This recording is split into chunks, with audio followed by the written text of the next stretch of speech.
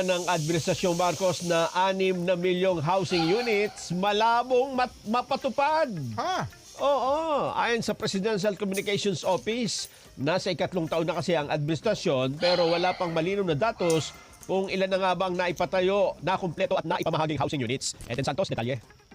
Hindi nakakayanin ng administrasyon ni Pangulong Ferdinand Marcos Jr. ang pagpapatayo ng 6 na milyong housing units sa loob ng 6 na taong termino nito. Yan ang kinumpirma mismo ni Presidential Communications Office Undersecretary Claire Castro sa press briefing sa Malacanang. Nasa ikatlong taon na ang administrasyong Marcos, subalit wala pang malinaw na datos kung ilan na nga ba ang naipatayo, nakumpleto at naipamahaging housing units. Wala pa po siyang milyon. Okay, sinabi naman po ng ating Pangulo na ito po yung salita niya, and I quote, "We are aiming for 1 million homes, 1 million low-cost and socialized homes a year. It is an ambitious number, but we will try very, very hard." Hindi naman ito ikinagulat ng isang women organization na Oryang na nakabase sa Quezon City. Sinabi ni Aling Lot Feca na isa sa organizer ng grupo na malabong matupad ni Pangulong Marcos ang 1 milyong housing units kada taon. Isa si Aling Lot sa maraming miyembro ng kanilang organisasyon na umaasa na sana ay makasama sa mga benepisyaryo ng pambansang pabahay para sa pamilyang Pilipino o 4PH program ng Marcos administration. Marami kasi sa kanilang mga nakatira sa mga delikadong lugar, waterways at target na ma-demolish. Buti na lang anya ay may pabahay project ang lokal na pamahalaan ng Quezon City. Sa ngayon, napapansin po namin, lalo ng aming grupo, mukhang malabo po. Lalo na nakukurap na po yung pondo.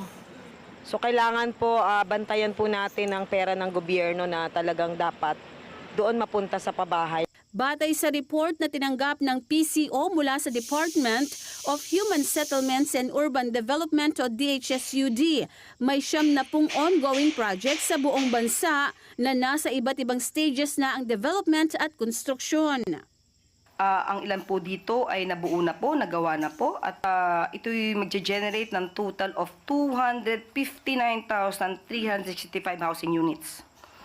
Meron din pong 82 projects currently in pre-production stage at mayroong 436 pending proposals.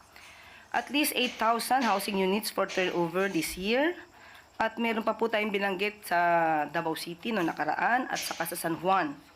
At meron din po sa Palayan City, Nueva Ecija, City of San Fernando, Pampanga, at Bacolod City, Tagoloan, Misamis Oriental.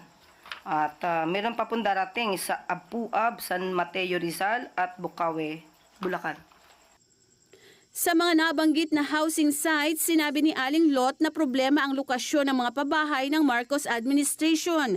Idiniin pa niya na bukod sa nasa malalayong probinsya ang mga ito, ay mahal din ang presyo ng housing units at kailangan ng miyembro ng pag-ibig ang mga benepisyaryo. Taliwas ito sa pahayag ni Castro na ibibigay sa taong bayan ang mga housing units sa napakamurang presyo.